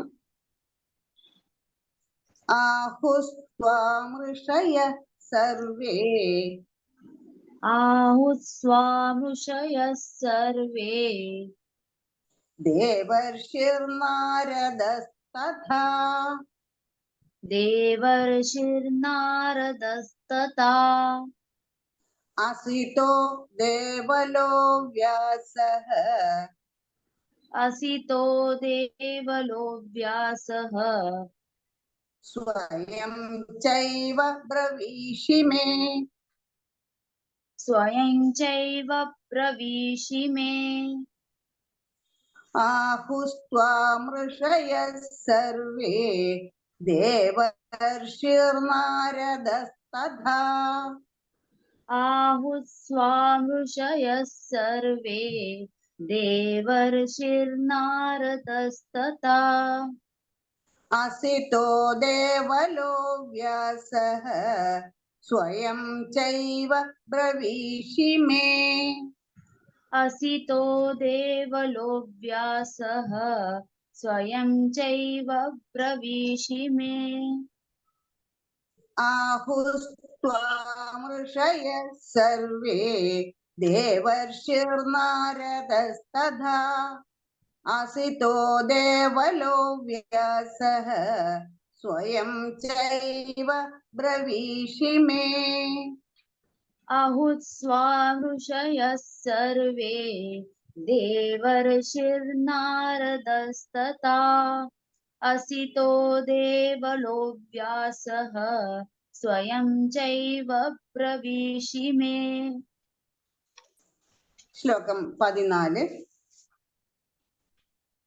सर्वमेतदृतं मन्ये सर्वमेतद्धृतं मन्ये यन्मां वदसि केशव यन्मां वदसि केशव न हि ते भगवन् व्यक्तिम् न हि ते भगवन् व्यक्तिं विदुर्देव न दानवाः विदुर्देवान दानवाः सर्वमेतदृतं मन्ये यन्मां वदसि केशव सर्वमेतद्धृतं मन्ये यन्मां वदसि केशव न हि ते भगवन् व्यक्तिम् विदुर्देवा न दानवाः न हि ते भगवन् व्यक्तिं विदुर्देवान दानवाः सर्वमेतदृतं मन्ये यन्मां वदसि केशव न हि ते भगवन् व्यक्तिम् विदुर्देवा न दानवाः सर्वमेतद्धृतं मन्ये यन्मां वदसि केशव न हि ते भगवन् व्यक्तिं विदुर्देवान दानवाः हरि ओम् व्याख्यानं गिरिजाराजेन्द्रनाथ ഹരി ഓം നമസ്തേ. ഇപ്പോ നമ്മളിപ്പോ 13ഉം 14ഉമാണ് ഇപ്പൊ നമ്മള് കാണേണ്ടത്, മനസ്സിലാക്കേണ്ടത്.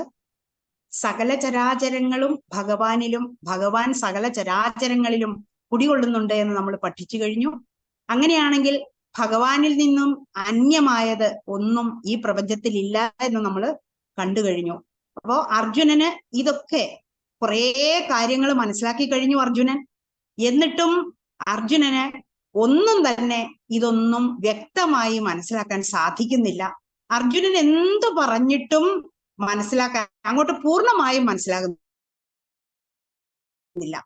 അങ്ങനെ വന്നപ്പോഴേ ലോകത്തിലെ ജീവജാലങ്ങളുടെയും ജീവൻ ഇല്ലാത്തവയുടെ എന്ന് വിചാരിക്കുന്ന, അതായത് അചേതനങ്ങളായ പർവ്വതങ്ങളുടെയും ഗോളം എന്നിവയിലെല്ലാം ഭഗവത് ചൈതന്യം ഒരുപോലെ പ്രകാശിക്കുന്നുണ്ട് എന്ന് ഈ വിഭൂതിയിലൂടെ നാം പഠിച്ചു കഴിഞ്ഞു. ലോകത്തിന്റെ മാതാവും പിതാവും എല്ലാം ഭഗവാൻ തന്നെയാണ്. പൂവോ പഴമോ ജലമോ ഭക്തിയോടെ ആര് സമർപ്പിച്ചാലും അത് ഭഗവാൻ സ്വീകരിക്കും. സനാതന ധർമ്മത്തിന്റെ വൈശിഷ്ട്യമായിട്ടുള്ള ഈ വിഭൂതി യോഗം ഇങ്ങനെയാണ് ഉദ്ഘോഷിക്കുന്നത്. അപ്പോ ഭഗവാൻ പറയുന്നുണ്ട്, എപ്പോഴും ഭഗവാനിൽ ചിത്തമുറപ്പിച്ച് പരമമായ പ്രേമത്തോടെ ഭഗവാനെ പ്രാർത്ഥിക്കുന്നവർക്ക് ഭഗവാനെ പ്രാപിക്കുന്നതിന് ആവശ്യമായ ജ്ഞാനത്തെ ഭഗവാൻ കൊടുക്കുന്നു. അതുപോലെ തന്നെ ഭക്തന്മാരോടുള്ള അനുകമ്പ കൊണ്ട് ഞാൻ അവരുടെ ഉള്ളിലിരുന്ന് ജ്ഞാനമാകുന്ന വെളിച്ചത്തെ നൽകുന്നു, അജ്ഞാനത്തിൽ നിന്നുണ്ടാകുന്ന അന്ധകാരത്തെ നശിപ്പിക്കുന്നു എന്നും ഭഗവാൻ പറഞ്ഞു തന്നിട്ടുണ്ട്. ഇപ്പോ നമ്മളിവിടെ 13ാമത്തെ ശ്ലോകം കണ്ടത് എന്താണ്? പരബ്രഹ്മവും പരമമായ ലക്ഷ്യസ്ഥാനവും പരമ പവിത്രമായ സ്വരൂപിയുമാണ് ഭഗവാൻ. അർജുനൻ പറയുകയാണ്, അങ്ങേ ശാശ്വത പുരുഷനെന്നും ആദിദേവനെന്നും ജന്മരഹിതനെന്നും സർവവ്യാപി എന്നും സർവ ഋഷിമാരായ ദേവർഷിയായ നാരദനും അസിതനും ദേവലനും വ്യാസനും ഒക്കെ പറയുന്നു. അങ്ങ് തന്നെ ഇപ്പോൾ എന്നോടും ഇങ്ങനെ തന്നെ പറയുന്നു. തന്റെ ഇഷ്ടനായ ശ്രീകൃഷ്ണൻ പരമാത്മാവാണെന്ന് മനസ്സിലാക്കുവാൻ അർജുനന് സാധിക്കുന്നില്ല. ഇതുവരെയുള്ള ഉപദേശങ്ങളിൽ നിന്നും ശ്രീകൃഷ്ണൻ അസാധാരണ ദിവ്യത്വം ഉൾക്കൊണ്ട മഹാത്മാവാണെന്ന് അർജുനൻ ബോധ്യമാക്കിയിട്ടുണ്ട്. ഇപ്പോൾ അർജുനന് ദുഃഖത്തിന്റെ സ്ഥാനത്ത് ഭഗവാനെ പറ്റിയുള്ള അത്ഭുതമാണ് നിലനിൽക്കുന്നത്. ഭൗതിക ദൃഷ്ടി കൊണ്ട് ഭഗവാനെ നോക്കുന്ന അർജുനൻ എന്ന് പറയുമ്പോ അതിന് നമ്മളെല്ലാവരും അർജുനന്മാരാണ്. അപ്പോ ഭൗതിക ദൃഷ്ടി കൊണ്ട് ഭഗവാനെ നോക്കുന്ന അർജുനന് പരമാത്മാവായ ഭഗവാനെ ഉൾക്കൊള്ളാൻ പ്രയാസമാണെന്നാണ് ഇതിലൂടെ മനസ്സിലാക്കുന്നത്. അതാണ് അർജുനൻ നേരിട്ട് പറയുന്നത്. അടുത്തത് 14ാമത്തെ ശ്ലോകം നോക്കാം. സർവമേധ ധൃതം മന്യേ യന്മാം വദസി കേശവ നഹിതേ ഭഗവൻ വ്യക്തിം വിദുർദേവ ന ദാനവാഹ. അപ്പോ എന്താണ്? കേശവാമാം, കൃഷ്ണ എന്നോട്, യത് വദസി ഏതത് സർവം, അങ്ങ് പറയുന്നതെല്ലാം, ഋതം മന്യേ സത്യമെന്ന് ഞാൻ വിശ്വസിക്കുന്നു. ഭഗവാൻ തേ വ്യക്തിം, ഭഗവാനെ അങ്ങയുടെ യഥാർത്ഥ സ്വരൂപത്തെ, ദേവാഹ ന വിദുഹു, ദേവന്മാരോ അസുരന്മാരോ ദാനവാനഹി, ആരും തന്നെ അറിയുന്നില്ല. അതാ പറയുന്നത്. അപ്പോ ഭഗവാൻ പറയുന്നതെല്ലാം സത്യമാണെന്ന് അർജുനൻ സമ്മതിക്കുന്നു. പണ്ഡിതന്മാർ പറയുന്നത് സാധാരണക്കാർ കണ്ണടച്ചു വിശ്വസിക്കുന്നു. കാരണം പണ്ഡിതന്മാർ കൈകാര്യം ചെയ്യുന്ന വിഷയങ്ങളെ പറ്റി സാധാരണക്കാർ അജ്ഞരാണ്. തത്വങ്ങൾ അപഗ്രഥനം നടത്തി മനസ്സിലാക്കണമെങ്കിൽ വിഷയത്തെപ്പറ്റി നല്ല ഗ്രാഹ്യം വേണം. അർജുനന് ആത്മീയ വിഷയങ്ങളെ പറ്റി അവഗാഹമില്ല. അതുകൊണ്ട് ഭഗവാൻ പറയുന്നതെല്ലാം അർജുനൻ അംഗീകരിക്കുകയാണ് ചെയ്യുന്നത്. ഭഗവാന്റെ യഥാർത്ഥ സ്വരൂപത്തെ ദേവന്മാർക്കോ അസുരന്മാർക്കോ അറിയുകയില്ലെന്ന കാര്യം അർജുനൻ ഭഗവാനോട് ഉണർത്തിച്ചു. അവർക്ക് പോലും അറിയാത്ത കാര്യം, പാണ്ഡിത്യം പോലുമില്ലാത്ത സാധാരണക്കാരനായ തനിക്ക് എങ്ങനെ അറിയാൻ സാധിക്കുമെന്ന് അർജുനൻ പരോക്ഷമായി ഭഗവാനോട് സൂചിപ്പിക്കുകയാണ് ചെയ്യുന്നത്. അപ്പൊ ഇത്രയൊക്കെ പഠിച്ചിട്ടും വീണ്ടും വീണ്ടും അത്ഭുതമാണ് ഭഗവാനോടുള്ള അത്ഭുതം. ഭഗവാൻ ഓരോ പ്രത്യേക കാര്യങ്ങൾ ചെയ്യുമ്പോൾ, അത്യത്ഭുതമായ കാര്യങ്ങൾ ചെയ്യുമ്പോൾ അർജുനന് ശരിക്കും അത്ഭുതമാണ് ഉണ്ടാകുന്നത്, അല്ലാതെ മറ്റൊന്നുമല്ല. അപ്പോൾ ദുഃഖത്തിന്റെ സ്ഥാനത്ത് ഇപ്പോൾ മാറി എന്താണ്? അത്ഭുതമാണ് ഉള്ളത്. ഇനി വേറൊരു കാര്യം പറയാം. ദുര്യോധനൻ അദ്ദേഹത്തിന്റെ അടുത്തു വന്ന് തന്റെ സൈന്യത്തെ വേണമെന്ന് ശ്രീകൃഷ്ണനോട് ആവശ്യപ്പെട്ടപ്പോൾ ശരി, എടുത്തുകൊള്ളുക എന്ന് പറയുകയാണ് ശ്രീകൃഷ്ണൻ ചെയ്തത്. ശ്രീകൃഷ്ണൻ യുദ്ധം ചെയ്യുന്നത് അർജുന പക്ഷത്ത് നിന്നുകൊണ്ടാണ്. അർജുനന്റെ തേരാളിയായിക്കൊണ്ടാണ് ശ്രീകൃഷ്ണൻ നിൽക്കുന്നത്. പക്ഷേ കൃഷ്ണന്റെ സൈന്യം യുദ്ധം ചെയ്യുന്നത് എവിടെയാണ്? മറുപക്ഷത്താണ്, ദുര്യോധനു വേണ്ടിയാണ്. അത് വിട്ടുകൊടുക്കുവാൻ അദ്ദേഹത്തിന് പ്രയാസമില്ല. അതുപോലെ തന്നെ കാരണം അദ്ദേഹത്തിൽ സ്വയമുള്ള ആത്മവിശ്വാസമാണ്. തനിക്ക് തന്നിലുള്ള ആത്മവിശ്വാസം ഭഗവാൻ കൃഷ്ണൻ നമുക്ക് കാണിച്ചു തരുന്നു. നമ്മൾ ഓരോരുത്തരും ശ്രീകൃഷ്ണന്റെ ആ ഭാവത്തെയാണ് ഉൾക്കൊള്ളേണ്ടത്. ഭഗവത്ഗീതയിൽ ശ്രീകൃഷ്ണൻ പറയുന്നുണ്ട്, എന്റെ ഭാവത്തെ നിങ്ങൾ സ്വീകരിക്കൂ. നമ്മൾ ഭഗവാന്റെ ഏത് ഭാവത്തെയാണ് സ്വീകരിക്കേണ്ടത്? അതായത് കർത്തവ്യനിഷ്ഠനായി മാതാവിനെയും പിതാവിനെയും ആചാര്യനെയും കണ്ട യുദ്ധമുഖത്തു പോരാളിയായി നിന്നുകൊണ്ട് നയതന്ത്രജ്ഞതയോടുകൂടി പ്രവർത്തിച്ച ആ വലിയ മഹാനുഭാവനെയാണ് നമ്മൾ അറിയേണ്ടത്. അതാണ് ശ്രീകൃഷ്ണൻ. ശ്രീകൃഷ്ണനെ പറ്റിയുള്ള കാര്യങ്ങൾ അർജുനന് വീണ്ടും വീണ്ടും അത്ഭുതം കൂറിക്കൊണ്ടിരിക്കുകയാണ്.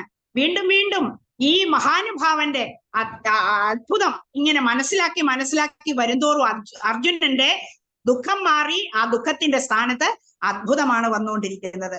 അപ്പോൾ ഇത്രയും പറഞ്ഞുകൊണ്ട് എൻ്റെ ഈ വാക്കുകൾ അവസാനിപ്പിക്കുന്നു.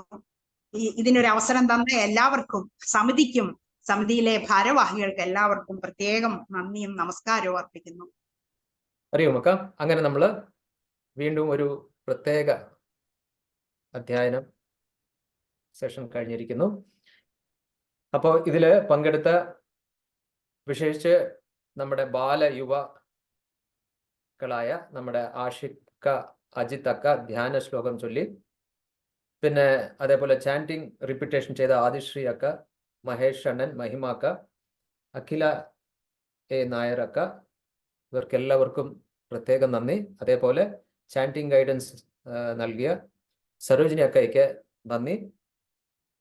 പിന്നെ എക്സ്പ്ലനേഷൻ ചെയ്ത ഇ വി നായരണ്ണൻ, രത്നവല്ലി അക്ക, ലതാ മോഹൻ അക്ക, ഗിരിജ അക്ക, എല്ലാവർക്കും നന്ദി. ചാൻറ്റിങ് ബാക്കപ്പിൽ വന്ന് പിന്നെ എക്സ്പ്ലനേഷനിൽ വന്ന ജ്യോതി അക്കയ്ക്കും രമ അക്കയ്ക്കും നന്ദി. അതേപോലെ ഇത് കേട്ടിരുന്ന എല്ലാവർക്കും നന്ദി. വേദാന്തത്തില് ശ്രവണ മനന നിതിധ്യാസനം, നമുക്ക് ഈശ്വരനെ കുറിച്ച് അറിയാനും അനുഭവിക്കാനും പറഞ്ഞിരിക്കുന്ന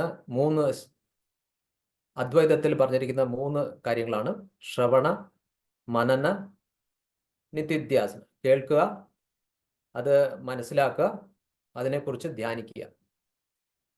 പക്ഷേ ഇതിൽ ഏറ്റവും ഇമ്പോർട്ടൻ്റ് ആയിട്ടുള്ളത് എന്താണെന്ന് ചോദിച്ചു കഴിഞ്ഞാൽ കേൾക്കുക തന്നെ. കേട്ടോണ്ടേയിരിക്കുക.